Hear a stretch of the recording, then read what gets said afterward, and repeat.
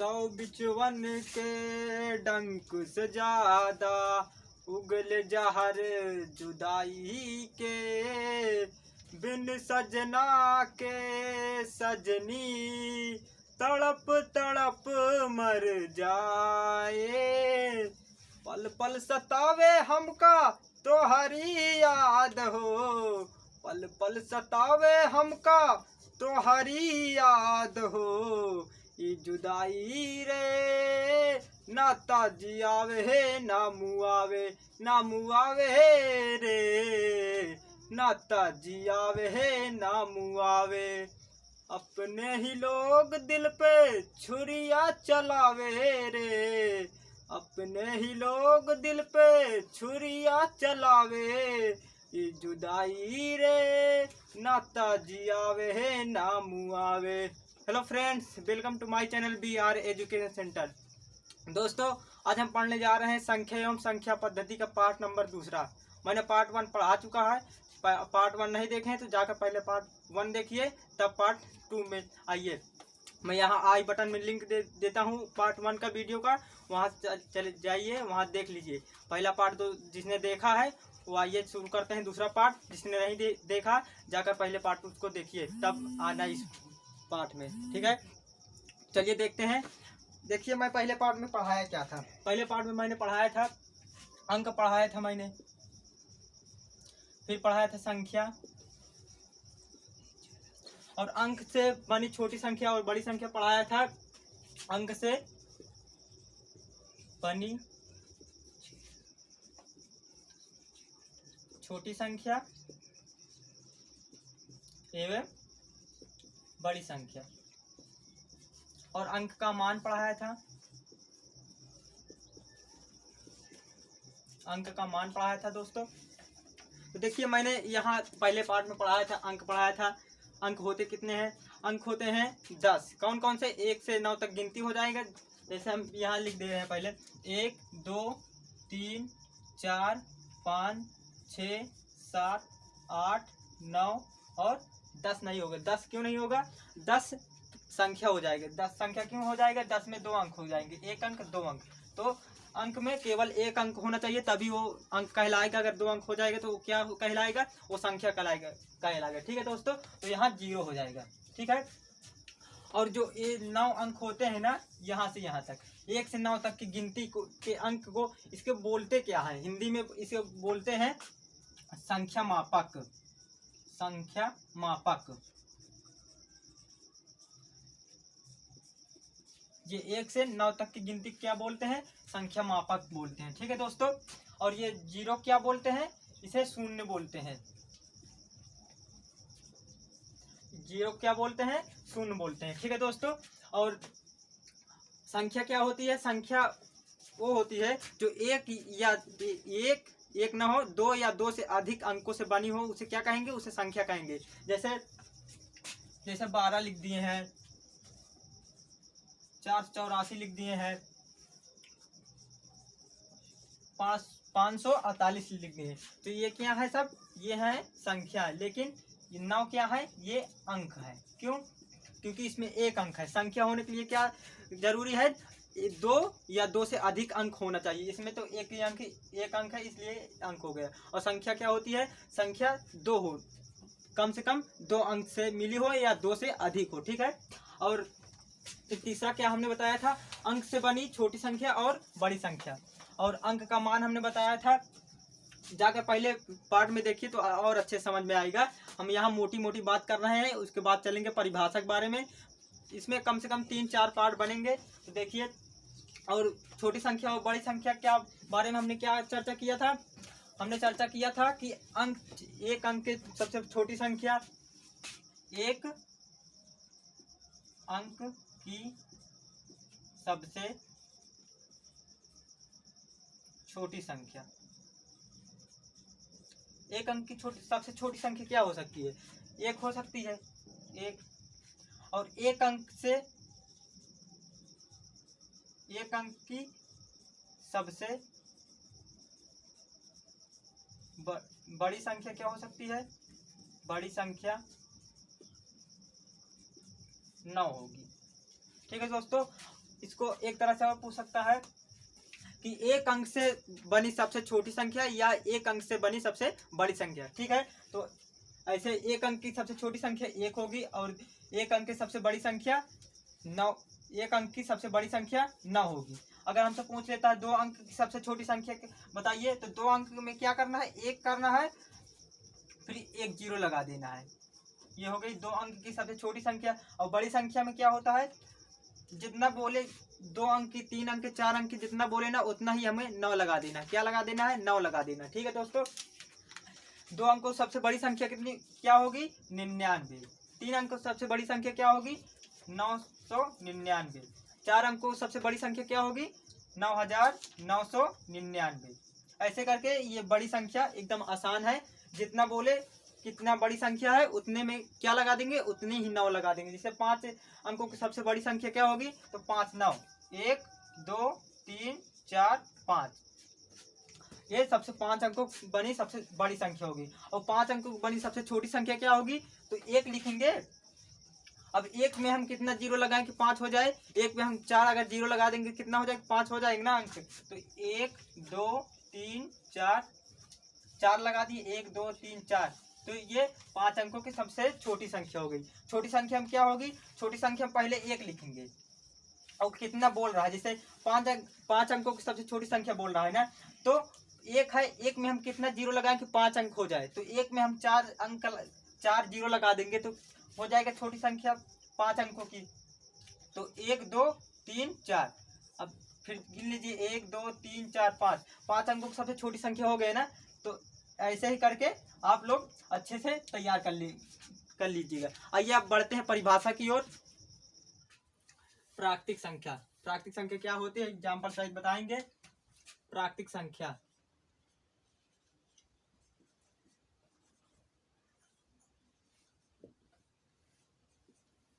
English में इसको बोलते हैं natural number, NATURAL, natural number.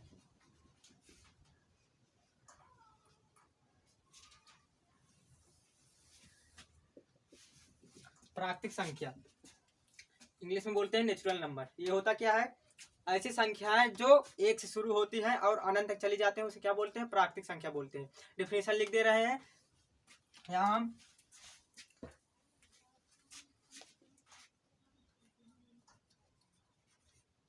ऐसी संख्या, पहले चलिए डिफिनेशन लिख ले रहे हैं, ये देखते हैं प्राकृतिक संख्या क्या होती है। डिफिनेशन है, ऐसी संख्या जो 1 से शुरू होती है और अनंत तक चली जाती है उसे प्राकृतिक संख्या कहते हैं। और प्राकृतिक संख्या को प्रदर्शित कैसे किससे करते हैं, तो कैपिटल N से प्रदर्शित करते हैं। यहाँ प्रदर्शित का कई अर्थ होता है। प्रदर्शित को बोलते हैं व्यक्त करना या निरूपित करना।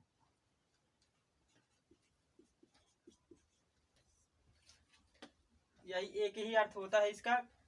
या बोलो इसके कैपिटल N से प्रदर्शित करते हैं, या इसे बोलो कैपिटल N से व्यक्त करते हैं, या बोलो इसे कैपिटल N से निरूपित करते हैं। तीनों का अर्थ एक ही ऐसे लिखा रहता है। कहीं लिखा रहेगा प्रदर्शित करते हैं, कहीं लिखा रहता है व्यक्त करते हैं, कहीं लिखा रहता है निरूपित करते हैं। आप समझ जाना कि इसे प्रदर्शित का इसका चिन्ह क्या है, इसका प्राकृतिक संख्या का चिन्ह क्या है, तो इसका कैपिटल N होता है। ठीक है, तो इसकी डिफिनेशन है, ऐसी संख्या जो 1 से शुरू होती है और अनंत तक चली जाती है तो उसे क्या कहते हैं, प्राकृतिक संख्या कहते हैं। जैसे एग्जाम्पल है, जैसे 1 2 3 4 5 6 7 8 9 डॉट डॉट इनफाइनाइट, उल्टा 9 उल्टा 8 बना दे, इसे बोलते हैं अनंत। उल्टा 8 को क्या बोलते हैं, अनंत। ऐसे बनता है। तो 1 से शुरू होती हो, कहां तक चली जाए, अनंत तक चली जाए, तो उसे क्या कहेंगे, प्राकृतिक संख्या कहेंगे। अगर 0 से शुरू होगी तो उसे क्या कहेंगे, उसे होल नंबर कहेंगे। ठीक है, इसके बाद उसको पढ़ाएंगे। चलिए फिर देखते हैं, प्राकृतिक संख्या हो गया है, अब देखते हैं होल नंबर क्या होती है। चलिए देखते हैं अब पूर्ण संख्या। इंग्लिश क्या है, whole number, WHOLENUMBER, whole number. ये होती क्या है, इसकी डिफिनेशन है, ऐसी संख्या जो शून्य से शुरू हो और अनंत चली जाए तो उसे क्या कहेंगे, उसे पूर्ण संख्या कहेंगे। इंग्लिश है होल नंबर। तो देखिए ऐसी संख्या जो शून्य से यानी 0 से शुरू होती है और अनंत तक चली जाती है तो उसे क्या कहेंगे, उसे पूर्ण संख्या कहेंगे। जैसे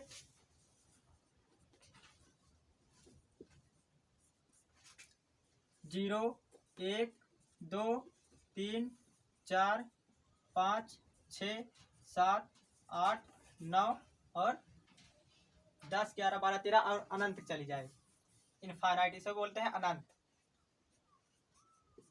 अनंत तक चली जाए तो उसे क्या कहेंगे, पूर्ण संख्या।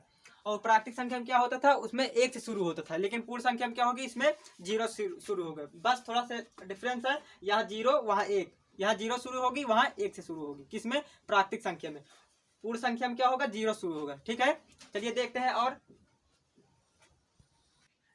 चलिए देखते हैं पूर्णांक संख्या। पूर्णांक संख्या होता क्या है, इसकी इंग्लिश है integer number, INTEGERNUMBER, integer number. ये होता क्या है, ये 3 प्रकार के होते हैं। कौन कौन से, धनात्मक संख्या और ऋणात्मक और 0। ठीक है, ये 3 प्रकार के होते हैं, ये 3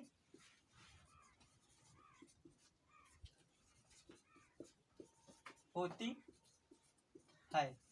कौन कौन से, पहला नंबर है धनात्मक पूर्णांक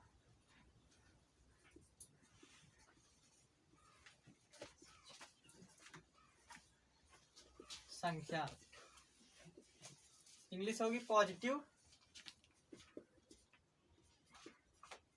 इंटीजर नंबर।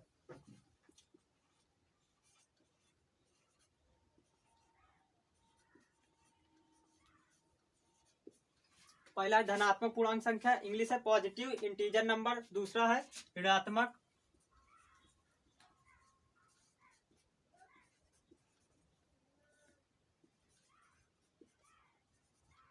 पूर्णांक संख्या, इसकी इंग्लिश है नेगेटिव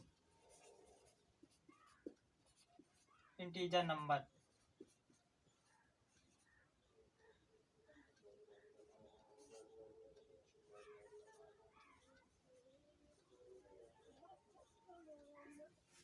और तीसरा है 0, शून्य। शून्य हिंदी शब्द है और 0 इंग्लिश शब्द है।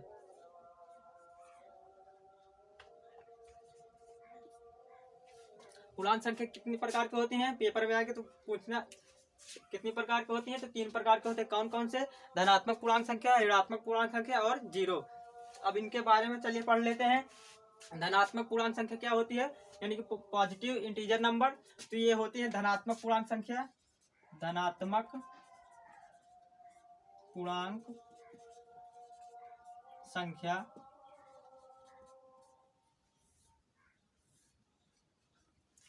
धनात्मक पूर्णांक संख्या होती है जिसमें प्लस रहे माइनस न रहे। जैसे 1 4 6 8 7 8 जितने भी हो, ये बस प्लस रहना चाहिए इसमें। धनात्मक यहाँ प्लस लगा रहता है, लेकिन यहाँ लगाया नहीं जाता, लेकिन लगा रहता है, हम इसको नहीं लगाते हैं। इसलिए धनात्मक पूर्णांक संख्या क्या होती है, जो प्लस में रहे, माइनस में रहे। अगर माइनस में हो जाएगा तो क्या हो जाएगा, वो ऋणात्मक संख्या पूर्णांक संख्या हो जाएगा। तो कहने का मतलब है कि वो प्लस में होना चाहिए बस। धनात्मक पूर्णांक संख्या क्या है, वो प्लस में होना चाहिए। चाहे जो लिख दे, ऐसे 78 लिखा है, ये क्या है, पूर्णांक धनात्मक पूर्णांक संख्या है। अगर -78 है तो ये क्या है, ये ऋणात्मक पूर्णांक संख्या है। तो इसलिए कंफ्यूज नहीं होना है।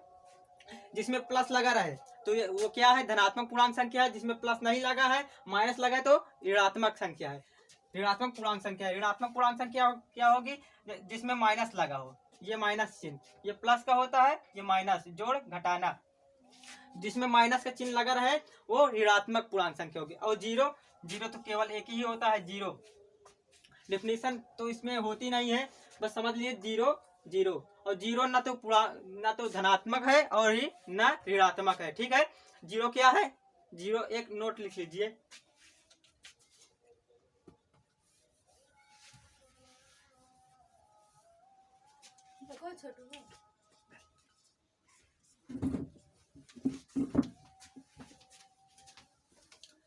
जीरो ना तो जीरो ना तो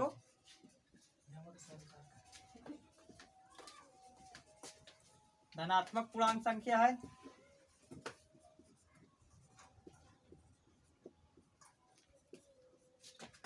ना तो ऋणात्मक पूर्णांक संख्या है।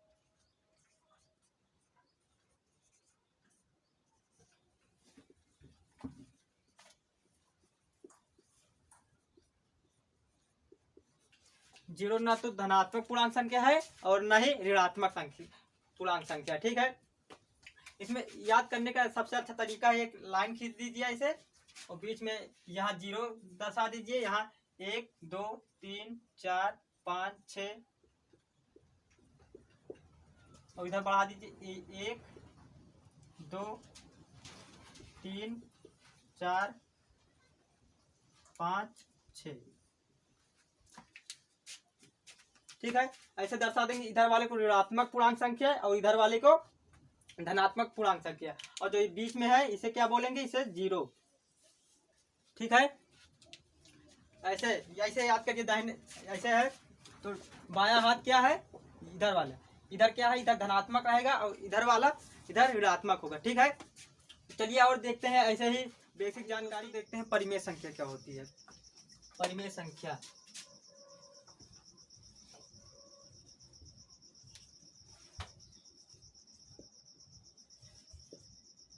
इसकी इंग्लिश होगी रेशनल नंबर।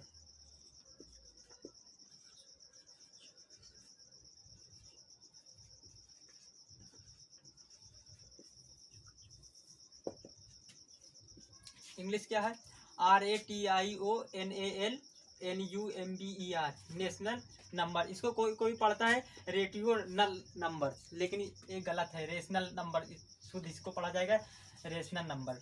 ये होता क्या है, ऐसी संख्या जिसे P बाई Q के रूप में लिखा जा सके उसे परिमेय संख्या कहते हैं, लेकिन उसका जो हर है वो जीरो नहीं होना चाहिए, तो उसे हम क्या कहेंगे, परिमेय संख्या कहेंगे। आइए परिभाषा भी देख लेते हैं हम। देखिए इसकी परिभाषा क्या होगी, परिभाषा लिखेंगे, ऐसी संख्या जिनको P बाई Q के रूप में लिखा जा सके। और P बाई Q क्या है, पहले हम परिभाषा लिख देते हैं। ऐसी संख्या जिनको P बाई Q के रूप में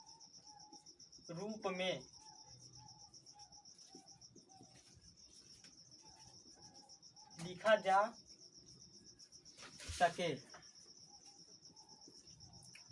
उसे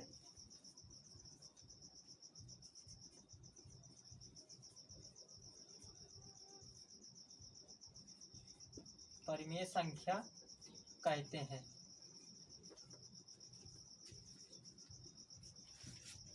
ऐसी संख्या जिनको P बाई Q के रूप में लिखा जा सके उसे क्या कहेंगे, परिमेय संख्या कहेंगे। लेकिन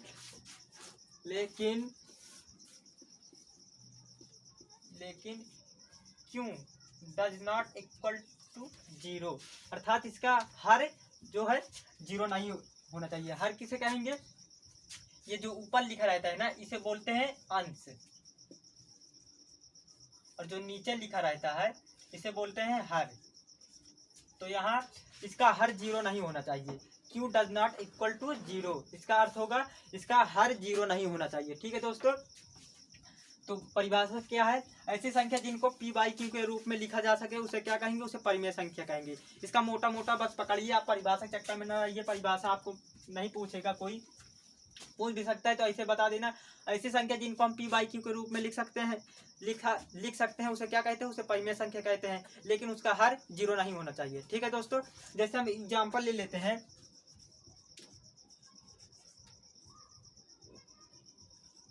जैसे 4/2, 3/2, 5/8, 6/7 और जीरो भी हमारा परिमेय संख्या में आता है। क्यों, क्योंकि इसके नीचे हम एक मान सकते हैं ना, कोई संख्या लिखा है उसके अंक अगर बटे में कुछ नहीं लिखा तो हम क्या मानते हैं, उसके बटे में ऐसा हम मानते हैं कि उसके बटे में 1 हो। ठीक है दोस्तों, कुछ नहीं लिखा, 5 लिखा है 5 लिखा है तो हम क्या कहेंगे, इसको 5 या कहेंगे या 5/1 कहेंगे। क्यों? क्योंकि कोई अगर किसी अंक के नीचे अगर कुछ न लिखा है तो हमें 1 मानना है, ठीक है दोस्तों।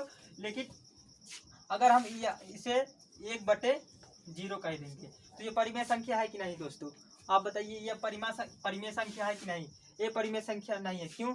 क्योंकि ये और ये बस ऊपर नीचे बदल गया। ठीक ठीक ठीक है। देखिए 0/1 परिमेय संख्या है। क्यों? क्योंकि यहाँ बोल रहा है क्यों डज नॉट इक्वल टू 0, अर्थात हर उसका 0 नहीं होना चाहिए। तो यहाँ तो अंश 0 है ना, 0 अंश है तो ये चलेगा, लेकिन हर अगर 0 हो गया तो नहीं चलेगा परिमेय संख्या में, ये परिमेय संख्या नहीं होगा। इसका अगर नीचे 0 लगा दिए हैं तो ये परिमेय संख्या नहीं होगी। अगर ऊपर हम केवल 0 लिख दे रहे हैं, इसके नीचे हम 1 मान सकते हैं तो ये परिमेय संख्या है। लेकिन 1/0 परिमेय संख्या नहीं है। क्यों? क्योंकि इसके हर में क्या हो गया है, 0 हो गया है, इसलिए ये परिमेय संख्या में नहीं गिना जाएगा। ठीक है दोस्तों। अच्छा, -3 भी एक परिमेय संख्या है और +3 भी। यहाँ परिमेय संख्या प्लस माइनस नहीं होना चाहिए, वो रूट में ना हो। वो अगर रूट में हो जाएगा तो क्या हो जाएगा, वो अपरिमेय संख्या हो जाएगा। इसके बाद हम पढ़ाएंगे अपरिमेय संख्या। पहले परिमेय संख्या जान लीजिए, फिर अपरिमेय एकदम सेम दैट इसी प्रकार होता है। उसमें क्या होता है, उसमें रूट में लिख जाता है, रूट में लिख जाता है। ठीक है दोस्तों। और इसमें माइनस प्लस में कोई अंतर नहीं है। कोई जैसे -3 है तो ये भी परिमेय संख्या है, +3 है ये भी परिमेय संख्या है। ठीक है दोस्तों। तो आइए देखते हैं अपरिमेय संख्या क्या होती है। बस आप लोग इसी तरह वीडियो में बने रहिए। अपने ही लोग दिल पे छुरिया चलावे रे, ये जुदाई रे ना तजियावे है ना मुआवे। देखिए दोस्तों, अपरिमेय संख्या क्या होती है, इरेशनल नंबर, इंग्लिश में बोलते हैं इरेशनल नंबर। इसकी डिफिनीशन क्या है, इसकी डिफिनीशन है ऐसी संख्या जिनको P/Q के रूप में ना लिखा जा सके। उसमें परिमेय संख्या में क्या होता था, P/Q के रूप में लिखा जा सके, लेकिन इसमें अपरिमेय उसका उल्टा है। ऐसी संख्या जिनको P/Q के रूप में ना लिखा जा सके उसे क्या कहेंगे, उसे अपरिमेय संख्या कहेंगे। ठीक है दोस्तों। जैसे एग्जाम्पल ले लेते हैं हम, जैसे √3। यहाँ हम अपरिमेय संख्या में एक मोटी बात समझिए, जिसे रूट में लिखा जा सके, रूट से बाहर ना निकले, बस वही क्या होगी, अपरिमेय संख्या होगी। रूट से बाहर ना निकले वो क्या होगी, अपरिमेय संख्या होगी। जैसे √3 को हम निकाल सकते हैं ना, निकाल नहीं सकते हैं, दशमलव निकलेगा, दशमलव ना निकले, केवल पूर्णतः निकल जाए। जैसे √4 है तो इसको हम 2 × 2 लिख कर इसे हम 2 निकाल सकते हैं, तो ये परिमेय संख्या है। लेकिन ये अपरिमेय संख्या, क्योंकि इसे हम ऐसे पूर्णतः नहीं निकाल सकते, दशमलव में निकलेगा तो दशमलव नहीं निकलना चाहिए, वो पूर्णतः निकलेगा तो वो परिमेय संख्या होगी। अगर पूर्णतः नहीं निकल रहा है तो अपरिमेय संख्या होगी। जैसे √5, √7, √9 क्या हो जाएगा, ये परिमेय संख्या हो जाएगी। क्यों? क्योंकि हम 3 × 3 1 निकाल लेंगे तो 3 निकल आए ना, तो ये परिमेय संख्या हो जाएगा। तो ये अपरिमेय संख्या नहीं है। ठीक है दोस्तों। लेकिन यहाँ देखिए पाई क्या है, इसे हम बोलते हैं पाई। ये पाई क्या है, पाई अपरिमेय है कि परिमेय संख्या है, बताइए। पाई परिमेय संख्या है या अपरिमेय संख्या है? और 22/7 ये परिमेय संख्या है कि अपरिमेय? इसमें छांटिए कौन सा परिमेय संख्या, ये है ये है, बताइए जल्दी से। परिमेय संख्या ये है कि ये है? परिमेय संख्या इसमें ये वाली है, 22/7 ये परिमेय संख्या है। और अपरिमेय संख्या क्या है,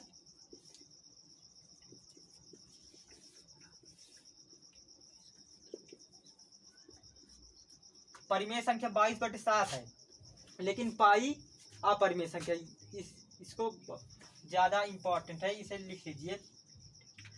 यहाँ बहुत लोग पूछते हैं आप लोगों से, लेकिन आप लोग बता ही नहीं पाते।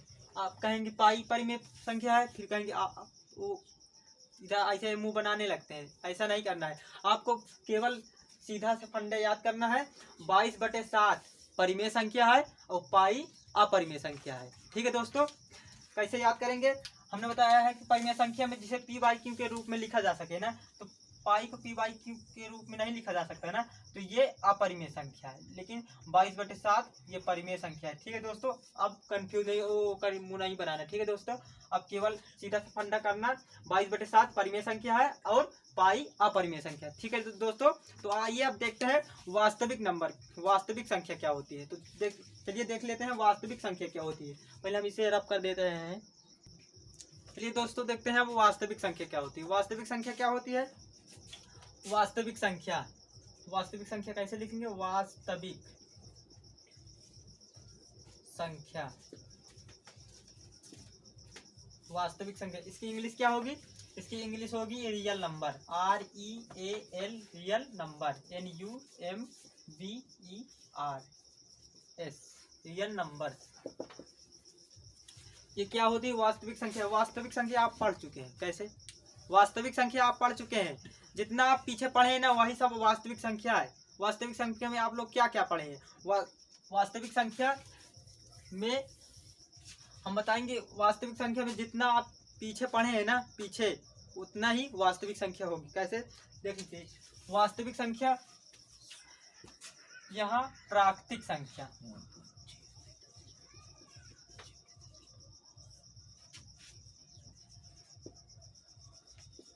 प्राकृतिक संख्या, पूर्ण संख्या, पूर्णांक,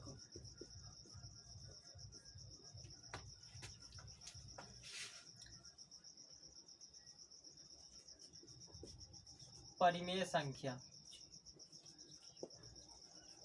परिमेय संख्या और अपरिमेय संख्या।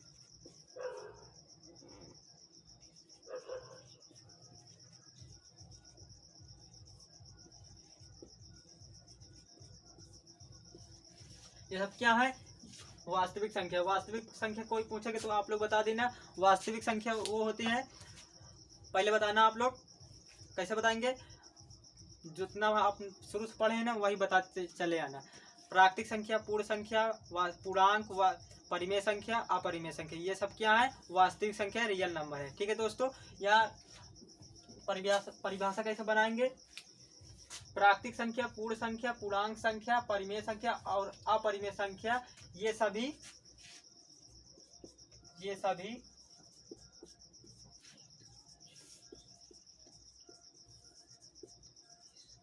वास्तविक संख्या कहलाते हैं।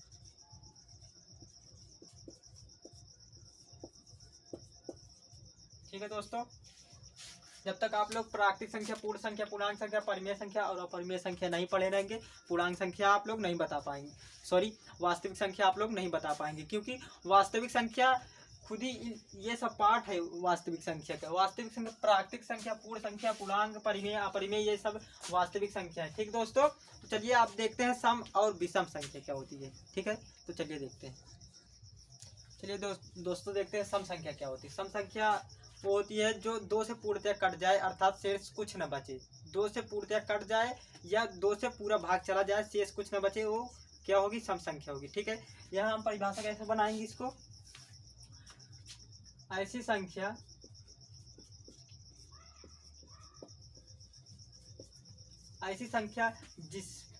जिसको 2 से भाग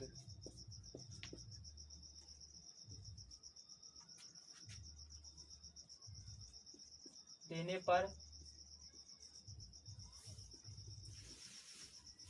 पूर्णतया कट जाए तो उसे सम संख्या,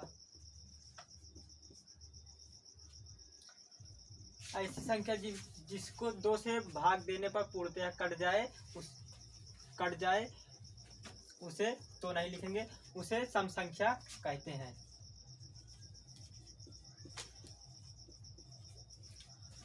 जैसे 4 2 से पूरा कट जाएगा, 2 से काटेंगे 2 दूनी 4, पूर्णतः कट गया, शेष कुछ नहीं बचा ना, तो ये सम संख्या होगी। सम संख्या की इकाई अंक जानते हैं क्या होता है? सम संख्या की इकाई अंक, सम संख्या के इकाई का अंक।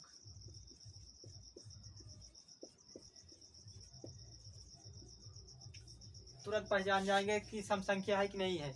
कौन कौन से है? 0 अगर दिख जाए, 2 दिख जाए, 4 दिख जाए, 6 दिख जाए, 8 दिख जाए। अगर किसी इकाई के अंक में अगर ये सब दिख जाता है तो वो क्या होंगे? वो सम संख्या होंगे। जैसे या 10-15 अंक, चाहे जितने अंक की संख्या ले लीजिए। जैसे हम ले रहे हैं, इतना है, 468 नंबर है, तो ये सम संख्या की विषम संख्या है। ये सम संख्या क्यों? क्योंकि इसका इकाई अंक, ये इकाई अंक होता है, ये दहाई का अंक होता है, ये सैकड़ा, ऐसे ही चला जाता है। इकाई अंक अगर 2 है, अगर 2 से पूर्णतः कट जा रहा है, इसमें अगर 0, 2, 4, 6, 8 अगर कोई दिख जा रहा है, इसमें हमें 8 दिख रहा है, तो 8 सम संख्या है ना, तो ये सम संख्या होगी। हम चाहे जितने अंक बड़ी ले लेते हैं, जैसे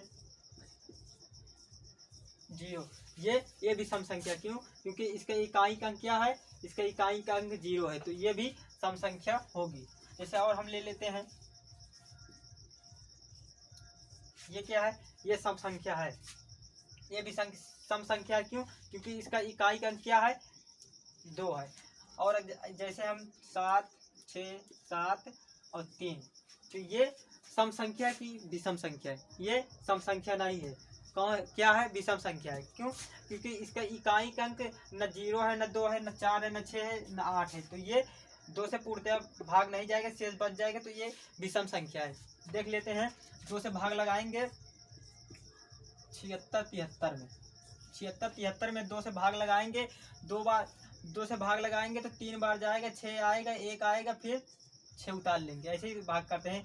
2 8 16 कट जाएगा, 7 उतारेंगे, फिर 3 बार जाएगा, 2 छंग 12, 1 2 3 6 12 निकल आया है। 2 छंग 2 3 6 1 निकला, यहाँ फिर 3 उतार लेंगे, 2 छंग 12, तो 1 शेष बच जा रहा है ना, तो ये दशमलव में चले जाएंगे।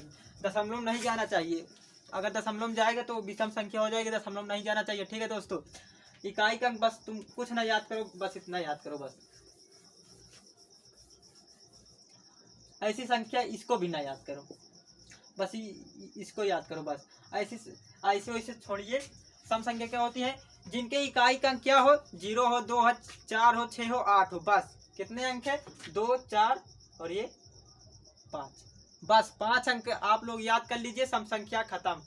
ठीक है दोस्तों, बस 0, 2, 4, 6, 8 यही सम संख्या होती है।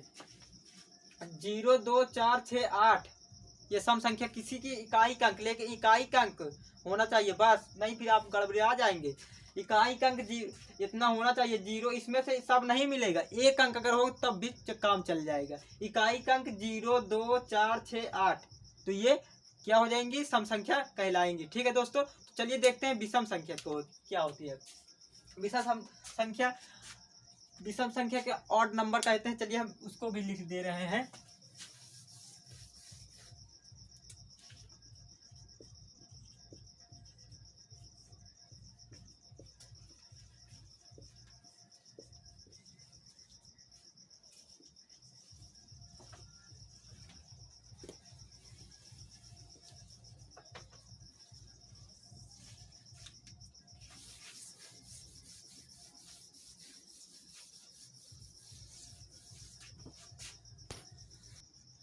चलिए दोस्तों देखते हैं विषम संख्या क्या होती है। विषम संख्या की परिभाषा क्या होगी?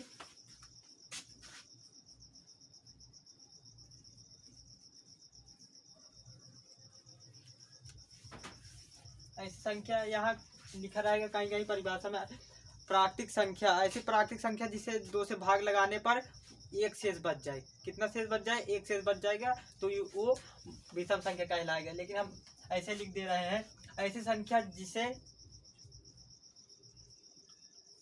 2 से भाग देने पर 1 शेष बच जाए।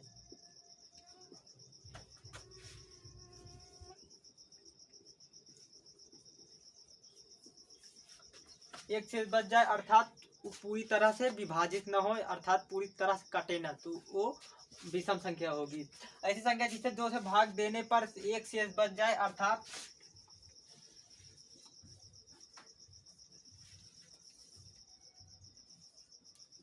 पूरी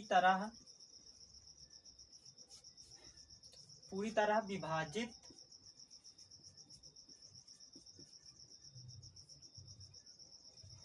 न हो तो उसे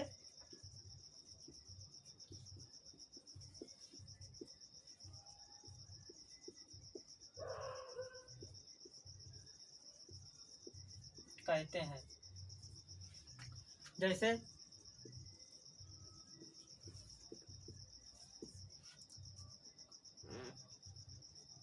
3, 5, 7, 9, 11, 13, 15, 17, 21 आदि। ऐसे जिसमें पूरी तरह भाग न जाए अर्थात एक से बच जाए तो वो क्या होगी, वो विषम संख्या होगी। जैसे हम यहाँ 2 से भाग लगाते हैं तो 2 एक कम 2, एक नीचे से बच जा रहा है तो ये विषम संख्या होगी। कैसे? जैसे 2 से भाग लगाएंगे हम, 2 एक कम 2, एक नीचे बच गया ना, यहाँ नीचे से बच गया ना, तो ये क्या होगा, ये विषम संख्या होगी। ठीक है। और 5 से, तो 5 से करेंगे 2 चौको 2 दूनी 4, 1, ये भी इसमें एक शेष बच जा रहा है ना। 7 में करेंगे 2 सते 2 से करेंगे 2 तिहाई 6। देखिए इसमें सब में एक एक शेष बच जा रहा है ना, अर्थात पूरी तरह ये विभाजित नहीं हो रहा है, इसलिए ये विषम संख्या होगी दोस्तों। ठीक है दोस्तों, आशा करता हूँ हमारी वीडियो आपको पसंद आई होगी। अगर वीडियो पसंद आई है तो प्लीज़ इसे लाइक कीजिए, सब्सक्राइब कीजिए एंड अपने दोस्तों के पास शेयर भी कीजिए। हम लोग आपके लिए बहुत मेहनत करते हैं दोस्तों, आपका हक तो बनता है एक लाइक एंड सब्सक्राइब कीजिए दोस्तों। बस इस वीडियो के यहीं तक रखते हैं। मैं इसमें 4 पार्ट बनाऊंगा वीडियो में। पहले पार्ट, दूसरा पार्ट, तीसरा पार्ट और चौथे पार्ट में हम लोग कराएंगे सवाल। ठीक है दोस्तों, आप लोग इसी तरह बने रहिए दोस्तों, पूरा समझ में आ जाएगा दोस्तों। और पूरे हमने संख्या पद्धति को उठाया है तो अब संख्या पद्धति को खत्म करके छोड़ेंगे दोस्तों। ठीक है दोस्तों, बस आप लोग हमारे साथ बने रहिए, इसी प्रकार हमको प्यार देते रहिए दोस्तों। चलिए मिलते हैं तीसरे पार्ट में दोस्तों।